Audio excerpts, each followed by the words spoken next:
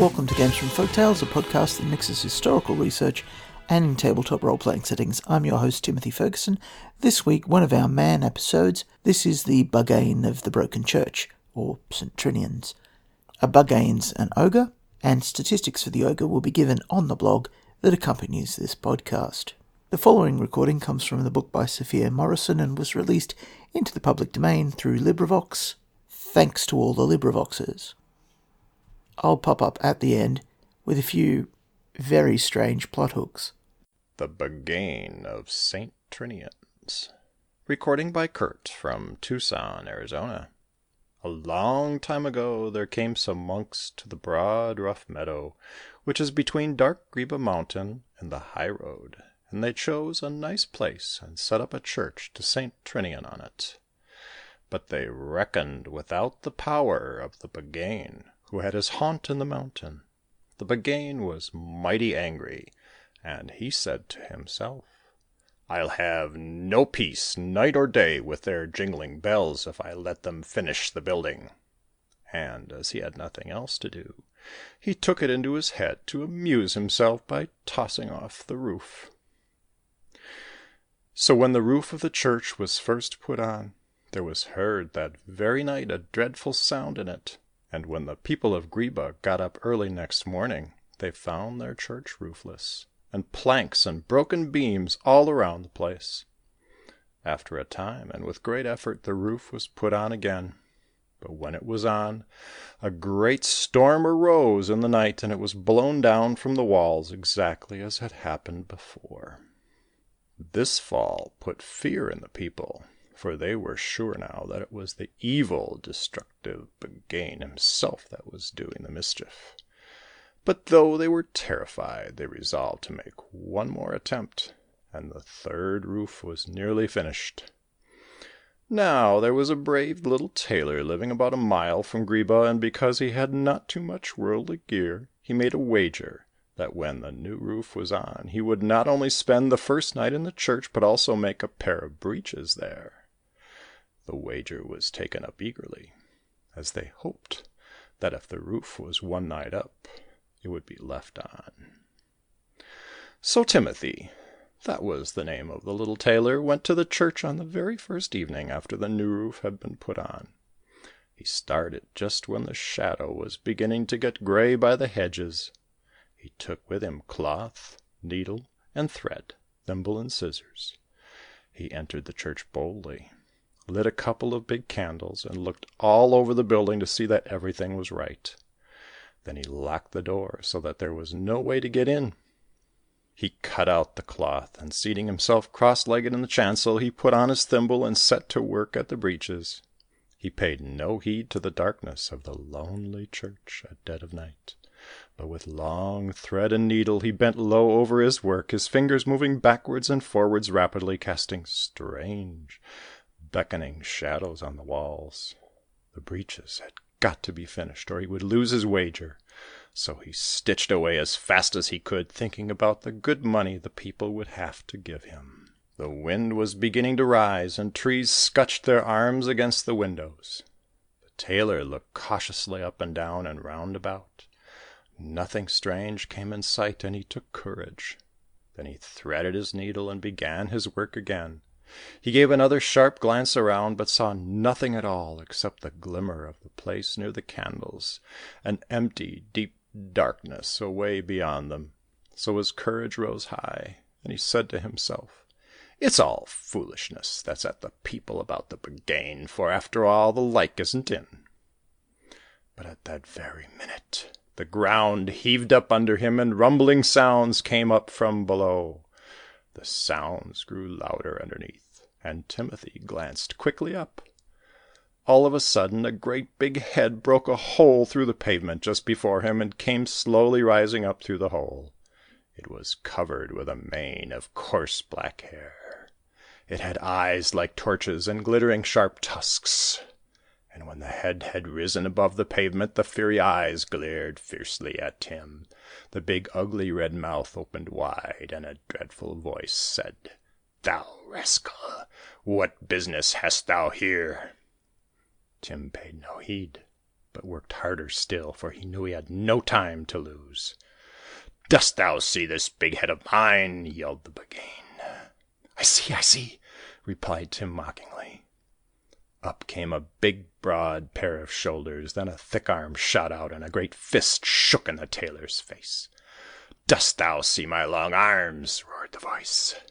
I see," answered Tim boldly, and he stopped his tailoring to snuff one of the guttering candles, and he threw the burning snuff in the scowling face before him. Then he went on with his tailoring. The Buggane kept rising and rising up through the hole until the horrible form, black as ebony and covered with wrinkles, like the leather of a blacksmith's bellows, had risen quite out of the ground. "Dost thou see this big body of mine?" roared the Buggane, angry that Tim showed no fear of him. I see," replied the tailor, at the same time stitching with all his might at the breeches. "Dost thou see my sharp claws?" roared the Buggane in a more angry voice than before. I see," answered again the little tailor, without raising his eyes, and continuing to pull out with all his might. "Dost thou see my cloven foot?" thundered the Buggane, drawing up one big foot and planking it down on the pavement with a thud that made the walls shake. I see," replied the little tailor as before, stitching hard at the breeches and taking long stitches. Lifting up his other foot, the Buggane, in a furious rage, yelled, "Dost thou see my rough arms, my bony fingers, my hard fists, my—" Before he could utter another syllable, or put the other foot out of the ground, the little tailor quickly jumped up and made 2 stitches together. The breeches were at last finished. Then with one spring he made a leap through the nearest window. But scarcely was he outside the walls when down fell the new roof with a terrible crash that made Tim jump a great deal more nimbly than he ever did before. Hearing the Buggane's fiendish guffaws of laughter behind him, he took to his heels and sped hot-foot along the Douglas road, the breeches under his arms, and the furious Buggane in full chase.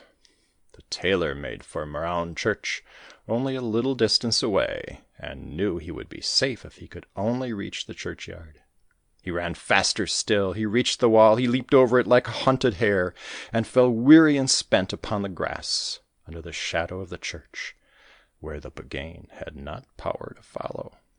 So furious was the monster at this, that he seized his own head with his 2 hands, tore it off his body, and sent it flying over the wall after the tailor. It burst at his feet with a terrific explosion, and with that the Buggane vanished, and was never seen or heard of afterwards. Wonderful to relate, the tailor was not hurt, and he won the wager, for no person grumbled at the few long stitches put into the breeches. And as for St. Trinian's Church, there is no name on it from that day till this but Ciel Vrist, broken church, for its roof was never replaced. There it stands in the green meadow under the shadow of rocky Greba Mountain, and there its grey, roofless ruins are to be found now. So, St. Trinian, if you go looking for a life of St. Trinian or to find out what he's the patron saint of, you won't find him anywhere on the internet, at least not with this spelling. Trinian appears to be a Gaelic form of the name Ninian, and St. Ninian is known through the southern part of Scotland. He was the apostle to the southern Picts. The church was originally called St. Ninians, and its name changed to St. Trinians. Its spelling is, however, unique, because the few St. Trinians found in northern England and in parts of Scotland have a slightly different vowel sound, which is represented with a different spelling. If you do look up St. Trinians, what you will find is a series of comedic movies that were released in the United Kingdom starting in the 1950s. They're based on a series of cartoons drawn by Richard Searle while he was imprisoned by the Japanese in World War II. The St. Trinians in his cartoons is a girls' boarding school in which the teachers are sadists and the students are juvenile delinquents. If you wanted a training school for coven folk who were thieves, much like the House in Egypt or the training schools run by House Tremare, there would be, at least from the films, a good excuse to put one here. If you wanted to train a gang of adolescent female thieves, I'd remind you that there are thief virtues and flaws in Between Sand and Sea. As a useful aside, the first in the St Trinians films is called The Bells, Belles, of St Trinians, and the thing that the Buggane wants to avoid are the installation of the bells, Bells, of St Trinians Church. The reason that the Buggane probably wants to avoid the bells being added to this church is because in many parts of mythic Europe, the Dominion aura spreads as far as the church bells can be heard.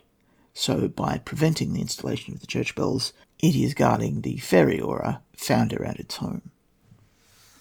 Despite its cloven hoof, I think the Buggane is a fairy, and the reason for this is that when it chases the man, it doesn't merely come up out of the floor and grab him. It instead forces him to do a series of bravery rolls. Demons don't do this. Fairies, however, feed on strong emotions, and therefore the gradual emerging and the ritualistic asking of questions, do you see my terrible head, do you see my sharp claws, seems just like the sort of thing that a fairy would do. Also, it seems a strangely coincidental timing that the creature gets through its litany and is able to step out onto the ground and chase brave Timothy, only moments after he manages to put the closing stitch into his set of breeches. In one version of the story, it only starts chasing him after he drops his needle and scissors, which would mean that he had discarded his iron. However, that doesn't occur in this version of the story. Instead, he jumps out of a window and runs to a church, throws himself over the churchyard wall, and once he's on sacred ground, he is protected from the Buggane. The Buggane then throws its head, and the head explodes. Explosions are rare in folk tales that predate gunpowder, but let us assume that it is a vast illusion like a ball of fire. Notably, the ball of fire doesn't do Tim the Tailor any damage. It's just to scare him. And again, I think this demonstrates that the Buggane is a fairy rather than a demon, despite being unable to cross onto holy ground. The Buggane has several other powers. It can travel through the ground, it can cause storms, and it lairs in a mountain. So you could suggest that it's a magical creature, that it's a spirit of the mountain. So I don't see why someone stitching some pants would force it to go away. I don't see why it wouldn't just throw boulders down on the church. Magical creatures don't care about stories, they care about material effects. So there's a strange twist. If you'd like an area which may have a fairy aura to set up a covenant, you could do worse than start a school for criminally inclined adolescent girls at the Broken Church in the Isle of Man. Your saga may vary.